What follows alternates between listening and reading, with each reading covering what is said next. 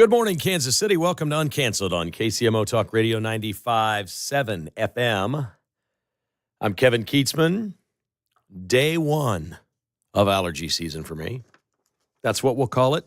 I don't know what I have. I think it's grass mold allergies. I've never really gone to the doctor for it or gotten shots or anything, but it's almost like clockwork. Around the 1st of May to the middle of June, and then it's gone. Went for a long walk with the dog yesterday after all that rain this weekend. Took in all that fresh air, got back to the house, sneezed about 30 times, and now my throat's paying for it. So feeling good. Everything is fine, but if my voice goes out a little bit today, it's allergies, and we will get that taken care of. I promise we will be here for you to do a fine show all the way through. And we're going to talk a little J.D. Vance coming up a little bit later. You heard Pete Mundo mention on his show a little while ago that they have formally announced an agreement in terms, two terms, with India on a trade agreement and tariffs. It is not finalized and signed yet by President Trump or the parties that need to sign it, Modi, for India, but it is formally agreed to, which is excellent. We'll get into that. Senator Van Halen is in the news again, as some posts from Twitter in 2017 have surfaced, and it would appear, like many Democrats, he just changes his tune. Depending on the day, he's dealing with Donald Trump. And we're going to do cash for babies today. Is this a good idea? That's coming up a little bit later. There is a story and a subject that is moving around in many places. This was passed into law in New York a few years ago. Illinois is about to pass a law that is much like New York's that says a school or a team in the state of New York or Illinois cannot have a Native American mascot. You can't be the Chiefs. You can't be the Indians. You certainly can't be the Redskins or the Braves or any of these other things. Massapequa is a town in Long Island in New York, and they are losing the name and the mascot Chiefs. It's relevant here because I have believed for at least the last 15 years that at some point the Chiefs are going to lose their name, that it's going to be over, that those people somehow, some way are going to win, whether it's legally or the cultural shift or whatever it may be.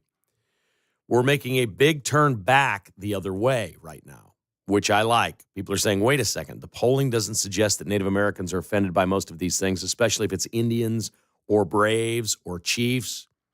Redskins could be offensive to many. It polls lowest of everything, and I think we could see why. It seems like a negative term, but I can't see how Indians or Braves or something of that nature is offensive, and polling suggests that it's not with Native Americans. But in New York, it doesn't matter. They've got a blanket law. It's been fought in court now for 2 years, and the school board of Massapequa has lost. The interesting note on this is a former board member in the Massapequa School District is Gary Baldinger, who played for the Kansas City Chiefs from 86 to 88 with his brother Rich.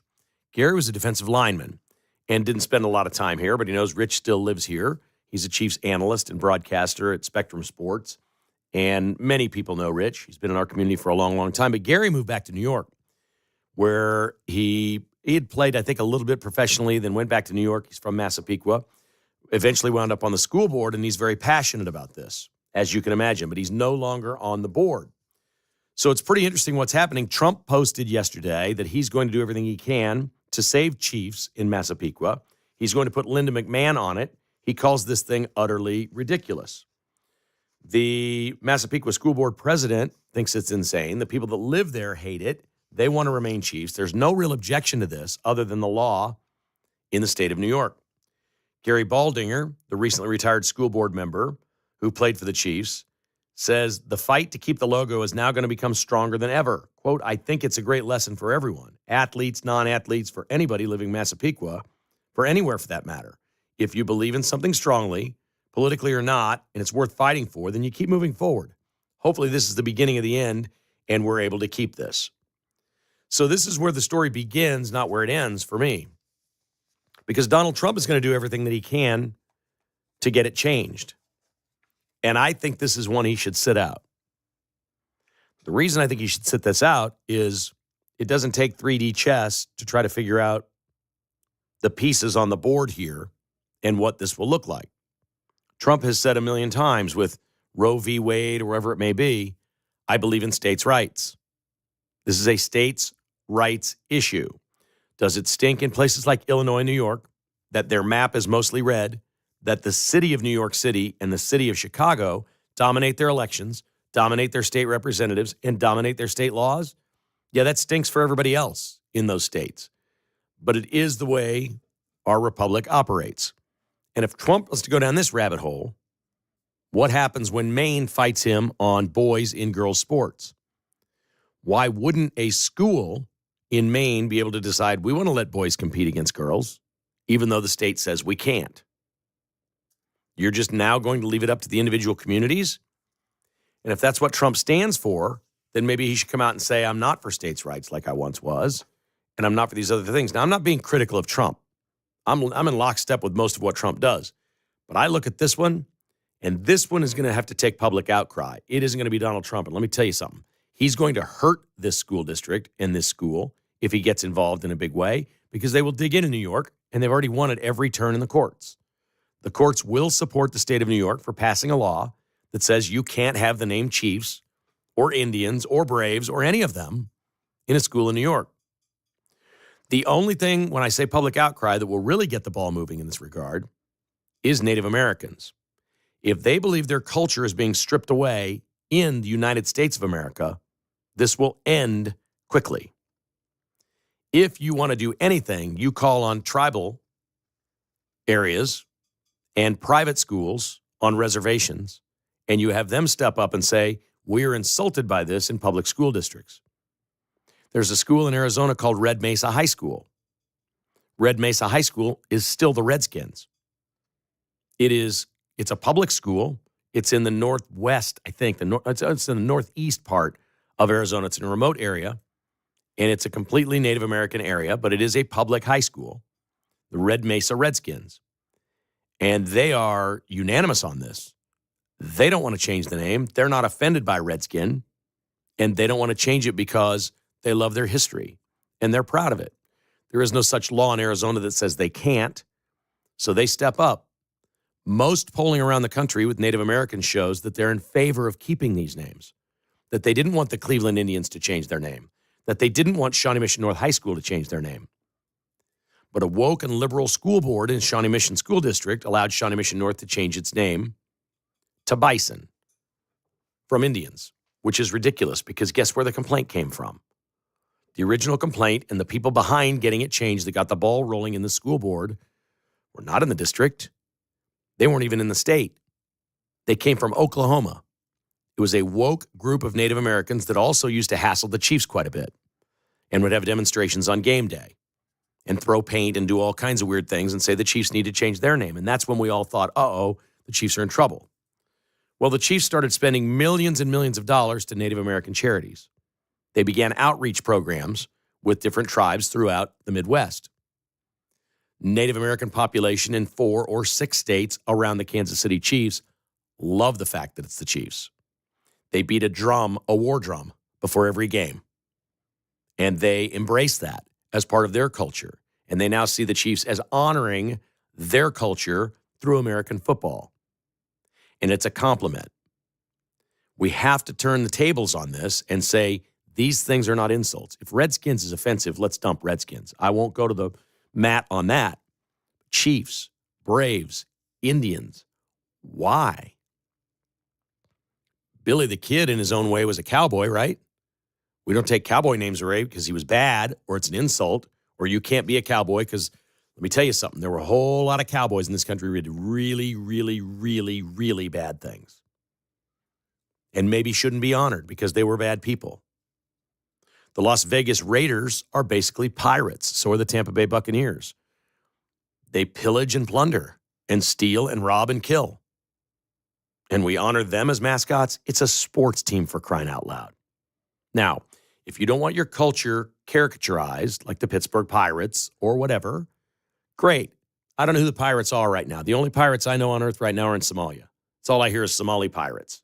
That's all I hear. So I don't know that there's anyone really to offend. But all of these things can be construed as offensive. How about the Royals? The Royals, it could be misconstrued that they are named after the royal family. We broke off from the UK and the royal family and had people bloodied and died in a revolution to start our own country. We were so offended by a king. This country was founded on being offended at royals. And yet it's the name. We don't take offense to it. We get it. It's a caricature. It's a mascot. These fights are tricky, and the politics of it are even stranger for Donald Trump. I love the fact that he sees things big and small and is not afraid to get involved in something small. I feel like this is too big for him to be posting about and saying he's going to put Linda McMahon in charge of Massapequa High School. I don't think that's really high on the docket at the White House right now, or at least it wouldn't be for me. But Trump's a New Yorker. That's part of his city. That's part of his hometown. Long Island's part of New York City, essentially. It's the suburbs. It's out on Long Island. These people are all in agreement. They do not want to change their name. The state is making them. So he, as president, now wants to fight the state of New York. If he does that, he's building the opposite case for what he's doing in Maine, where he's telling Maine that boys shouldn't be competing in girls' sports. And he wants to strip them of their federal funding for it. This is where the other side gets a very real argument against Donald Trump.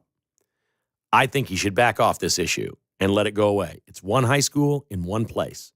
This is either going to be culturally decided by Native Americans, or liberal states are going to keep passing laws and say, you can't have a Native American name. Of course, the disappointment and the irony of the entire situation is it's largely liberal white people who live in guilt for everything that are changing these ways. It is not the Native American population. They're generally not for this, and they don't want to see it go away. We should call on them, because guess what school they're not changing the name of? The Red Mesa Redskins.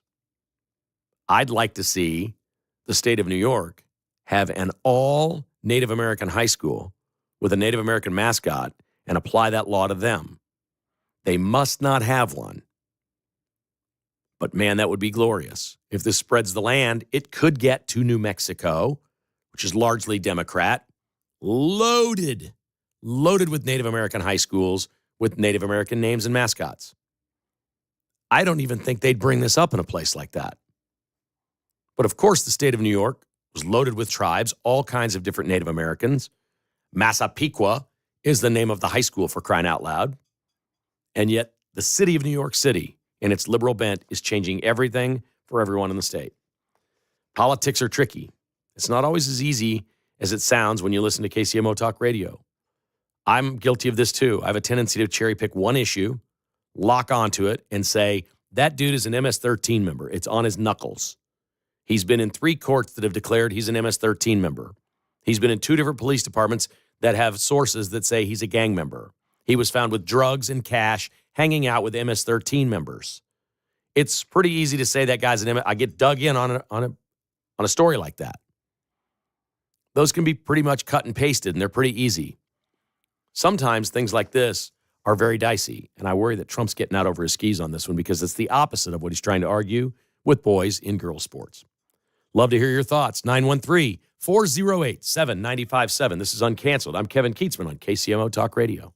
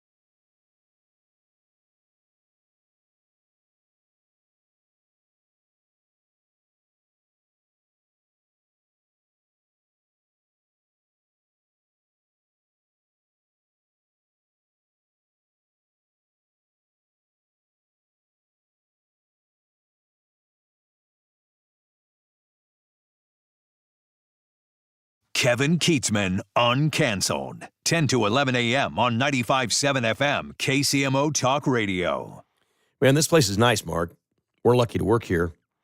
I found some nice green tea down there in the, is that a break room at a commissary? What is that? I call it the kitchen. Man, there's a lot of coffee in there, a lot of snacks. Yeah. There's like bags of Cheez-Its laying around. Oh, yeah.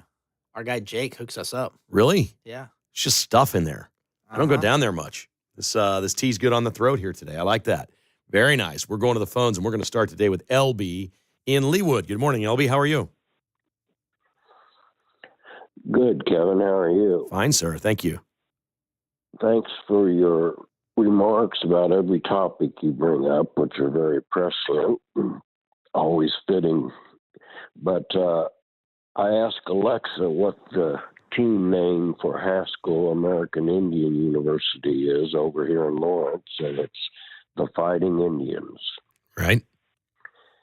So it's hypocrisy to try and remove or downgrade these titles to which actually honor the American Indian, which obviously was mistreated through the centuries.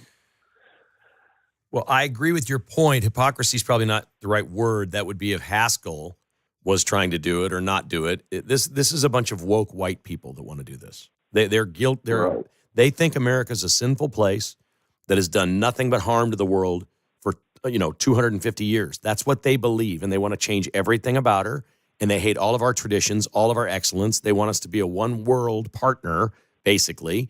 And that's not hypocrisy on their part. That's just who and what they are. My point is, I don't think a bunch of woke white people in state government should have a whole lot of say in whether or not Native American names are used at high schools. Shouldn't the state at that point do the right thing and just defer to the school district? Like, I've got no real complaint with Shawnee Mission North. I was on an athletics scholarship board there, and I quit. I resigned over this, okay? I'm upset with my high school. I'm done with them. But I'm done with the district. All right, that wasn't the state of Kansas. That was a woke school board that made a poor decision. Well, we can either change that or not change that at a lower level. When the state says something like New York, that Massapequa, where locally it's popular and they want it, and there's no opposition to it, zero, and it can't happen, that's when government becomes oppressive, and that's when a bunch of woke white people think they're smarter than Native Americans who really think it's honorable in many cases. Right, and I just listened to a biography of Jim Thorpe, the greatest athlete of all times, and he started at Haskell. He was from Oklahoma, but then he went to Carlisle in Pennsylvania, and the sole purpose of the government was to assimilate these people into our society and system and culture. And I agree with you that that's historically what happened, and liberals will tell you it was a terrible thing, that it was mean, and in many cases it was. Shawnee Mission North is Shawnee Mission North. You want to talk about something that was really not great? That's the Shawnee Indian Mission. Okay, that wasn't great. We're preserving that history. That was not great for Native Americans around here. I'm just telling you, it wasn't. It absolutely was not. And it was not a great experience for a lot of them. Here's Kevin in Lee Summit. Good morning, Kevin. Morning, Kev.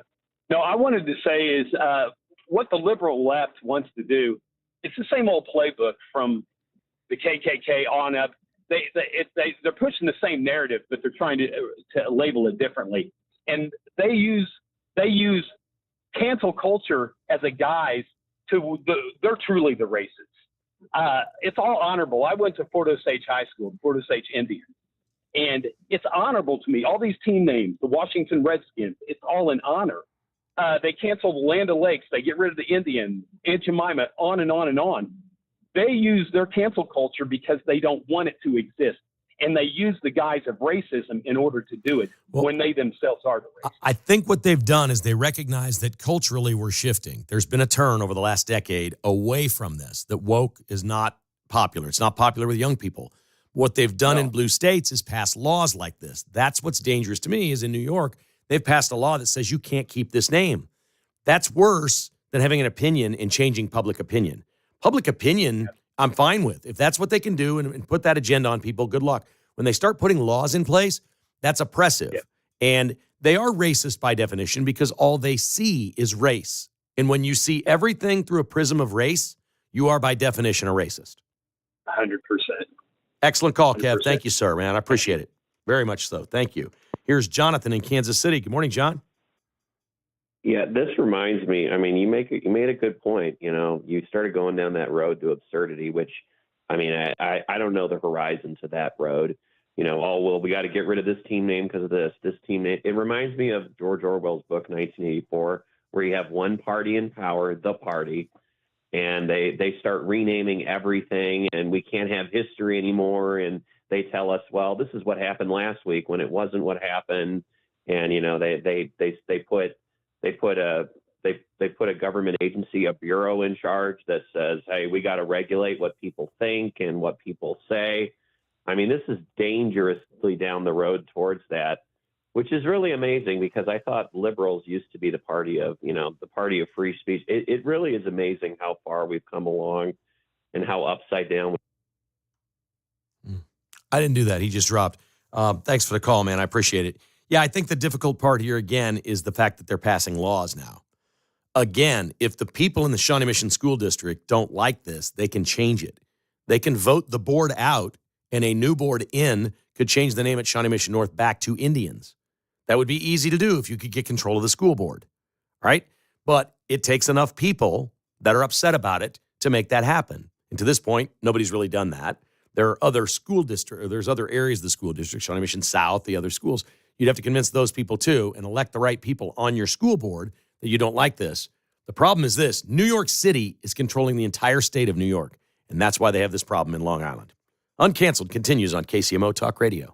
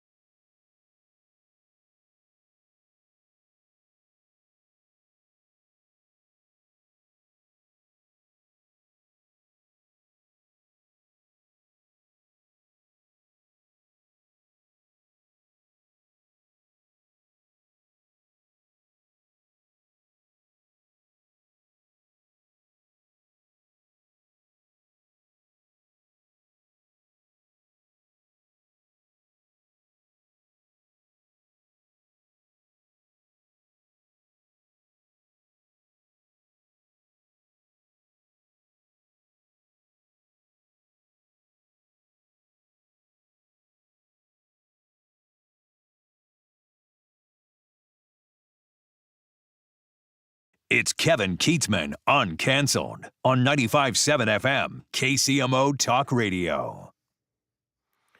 Welcome back to Uncanceled. Thanks for being with us on this soon-to-be 80-degree day. How spectacular is that? Spring is here. We love that. We're going back to the phones in just a moment. A tweet has resurfaced from 2017. Senator Van Halen from Maryland, who went to El Salvador to see Kilmore, the MS-13 gang member. He tweeted in 2017 about Donald Trump, quote, "It's important to go after MS-13. Basically said, shame on Trump. Quote, he should have focused on MS-13, not scholarship winners. His point was that dreamers need to be left alone, and he should be going after MS-13. And now here he is going after MS-13, and he's trying to stop it, because of course he is. Here is Mark in Shawnee. Welcome to Uncanceled. Good morning, Mark. Mark, are you there? I got the wrong one. I got him messed up. Jeff is in Shawnee. Sorry. Go ahead, Jeff. Hey, no problem. I'll be on, Mark. Hey, great show.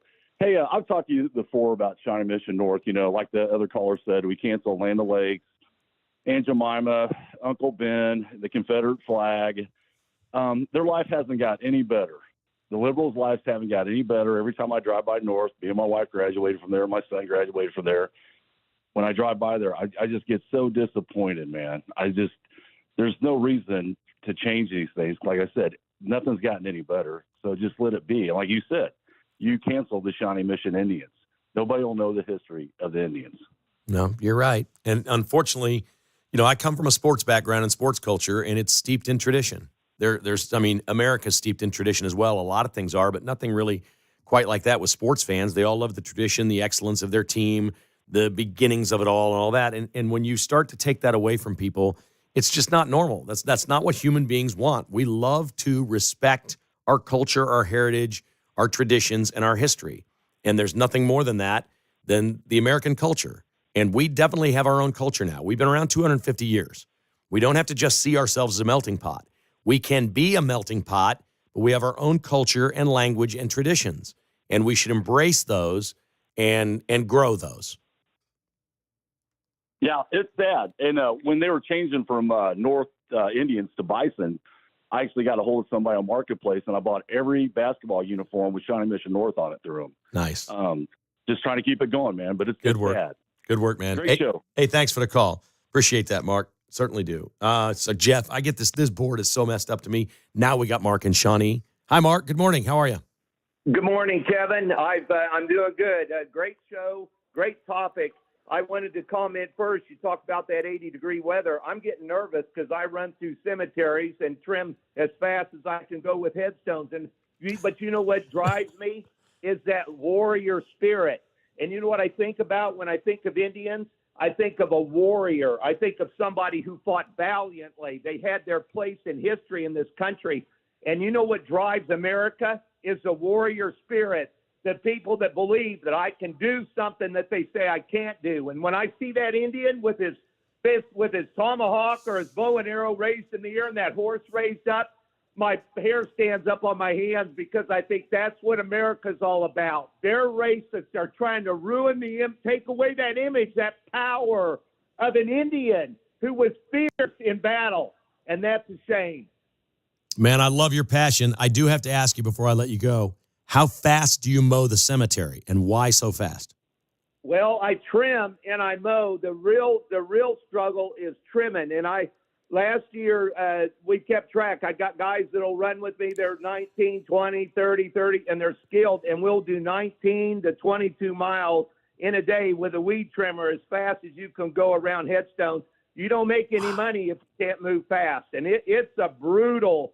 I fell. I stepped in a hole. I tore a piece of labrum out of my thigh. I don't know what they're going to do. So you got to – it's a tough job. I'll just tell you that. But there's a lot of tough jobs in America, but we need that symbol. We need that look, that vision, that idea that we can conquer. And that's why America's so great, because we have millions of people that think that way. Excellent call. Thank you so much. I appreciate that. Here is Sandy in Smithville. Good morning, Sandy. Hi, this is a very good topic. And, I heard someone mention Uncle Ben. Why are these people not proud of their history and their ancestors for being on a syrup bottle. I don't understand why it's also negative. They are, but it's not them. Don't Sandy, it's not them. It's not the Native Americans. The polling shows it's not them. No. It's a bunch of woke white people that have been elected in big cities. Well, that's very true. Very true. Very true. I got that. But oh gosh, what was I saying? Well, I totally forgot. Oh, I know it.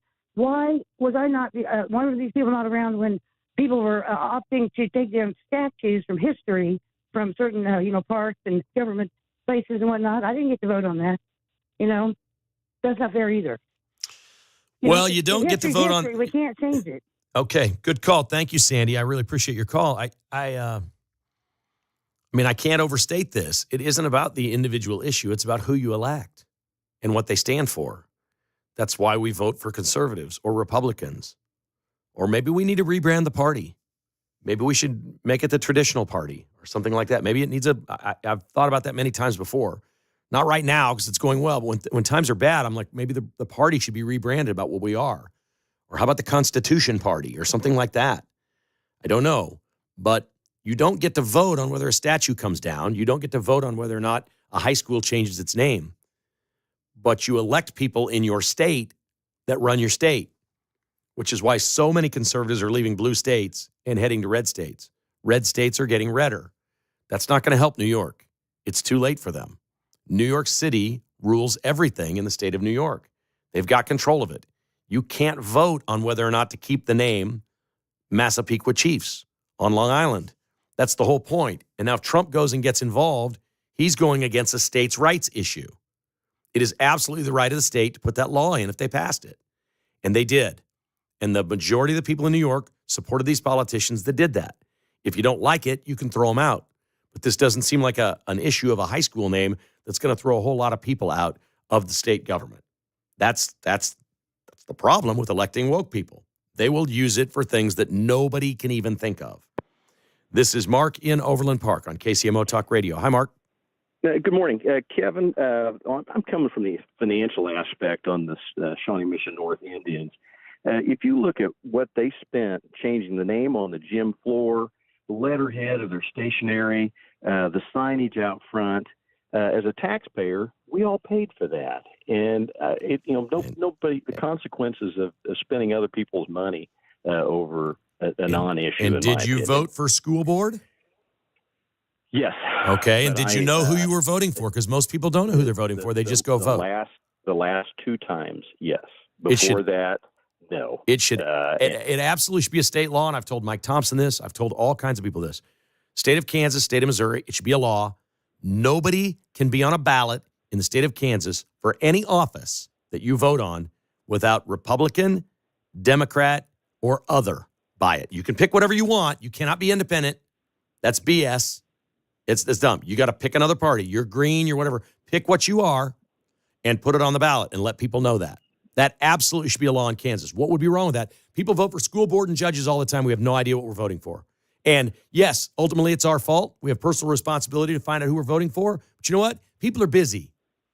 And I'm going to guess most of the people in the district would rather not have a woke school board in Shawnee Mission, but they don't really know who to vote out. Nope, I agree with you, Kevin. It's our responsibility to inform ourselves and get out and actually vote. Yep. Thank you for the call. I appreciate it. I do not understand how we want honest elections and we load ballots up. The ballot in November in Arizona was 40 pages long. Part of their collecting the votes thing on election day is how long it takes people to vote. It was 40 screens. They just kept going through on all these small little things. Everything, everywhere.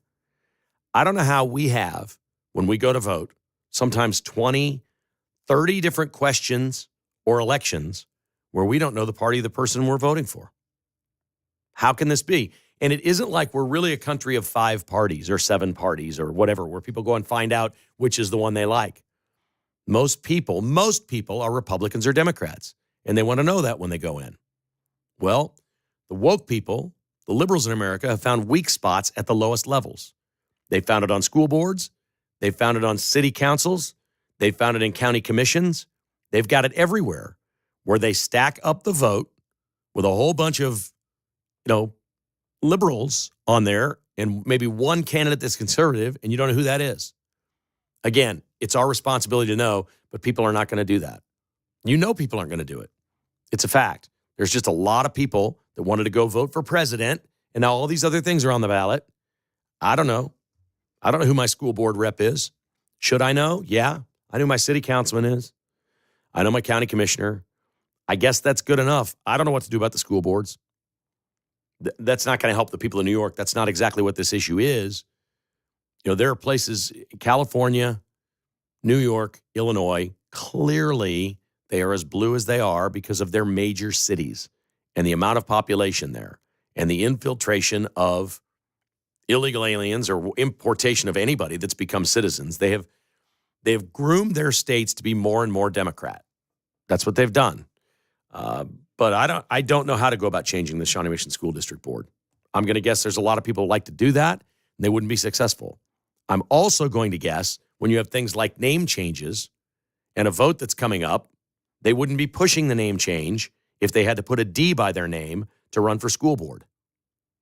If Democrat and Republican was on the school board vote in Johnson County, in Shawnee Mission School District, they would have never changed that name. The Democrats could not have run on it. They couldn't have run on that issue. They didn't. They just got control of the board and did whatever the hell they wanted. I guess that's how it works when you try to have secretive elections where you don't exactly know who you're voting for. We've got more Uncanceled coming up on KCMO Talk Radio. We come back.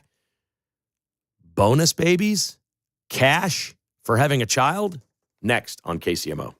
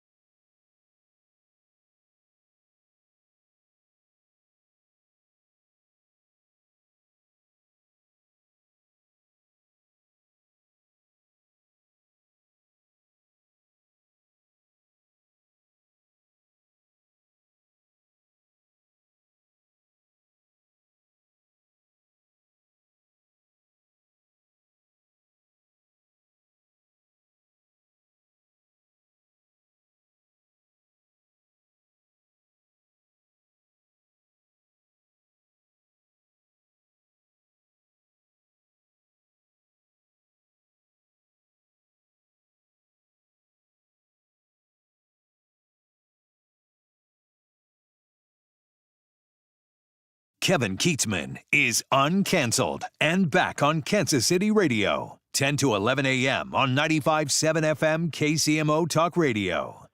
You may recall Pete Mundo was talking yesterday on his show about the story that I think NBC picked up, was written by the Associated Press, about Kansas City being a government hub with fewer than 30,000 government workers. And I think 238 have taken buyouts and 100 IRS agents or something have been affected, but it's not a very big number at this point. And it was really blown up like it's a massive deal. I talked about this on my podcast today. Kevin Kietzman Has Issues. And I find it amazing that we really haven't felt anything economically in Kansas City, but they're focusing in on how DOGE is hurting Kansas City and government workers more than most places, which I'm not sure I understand.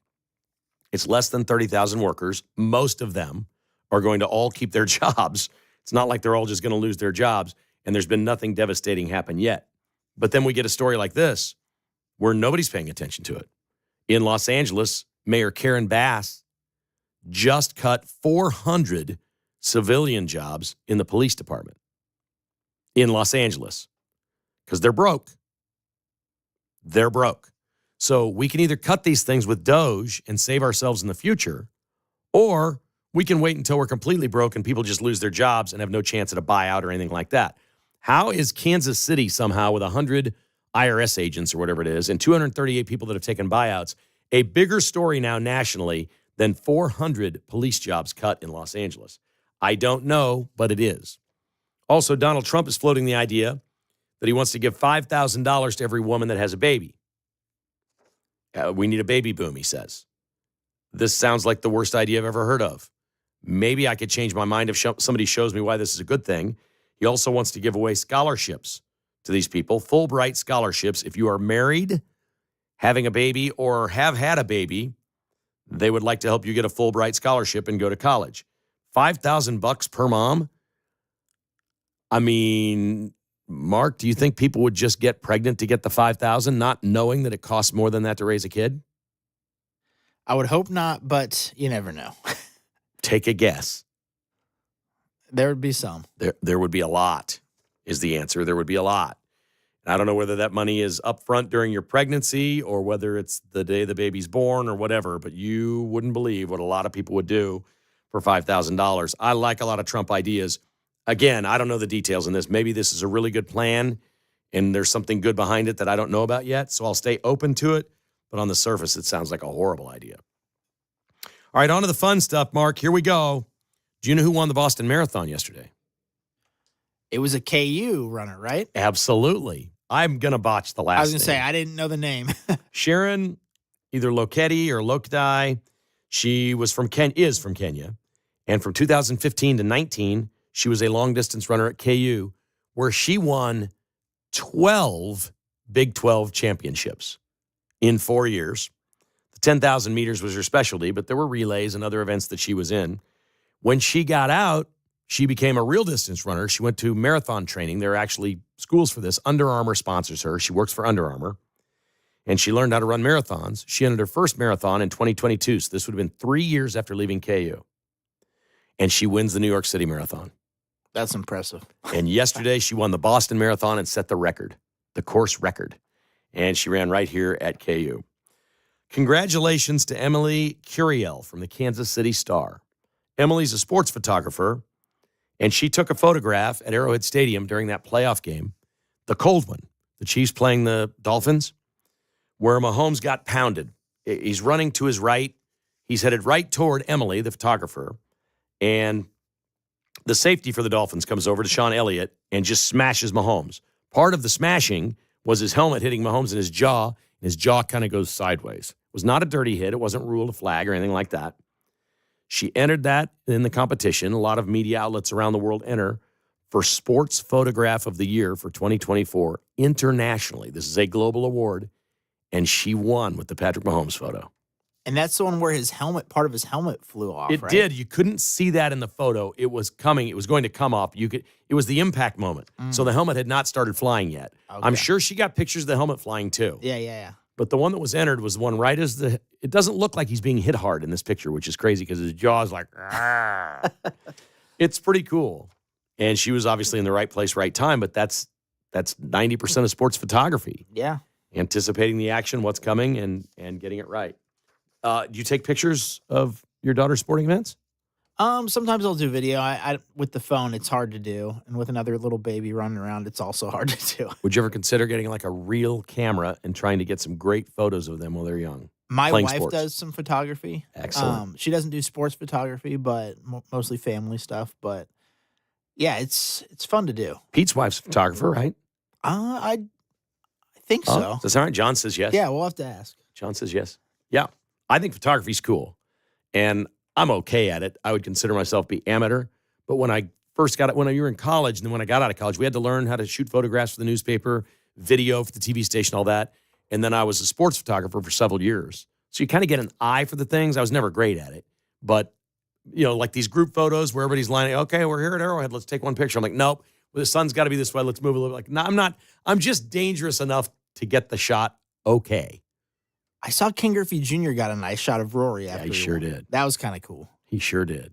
That's so awesome that he's a sports photographer. Did you see Shaq last night on TNT, the NBA playoff? I did not, but I heard about it. You want to tell what happened to Shaquille O'Neal? Oh, go ahead. Go ahead. Shaquille O'Neal's sitting on the set. They're talking about the game, and he goes, uh-oh. And he pushes away, and he steps away, and he starts walking. And Charles Barkley says, there's that olive oil diet, Shaq. He had maybe the runs. I don't know what he had. Yeah. He started running, and they showed him all the way down the hallway and going through a door to the men's room. And Chuck hollers, don't forget to light the matches. Justin Thomas won a golf tournament on Sunday with a 22-foot putt at the end. He had the thing on his wrist or bicep. His heart rate was 128 beats per minute when the putt went in. I love that in sports. Thank you, Mark. You're the best. John Anthony, Pete Mundo, all the team here at KCMO. Have a great day. The Vince Show is coming up next.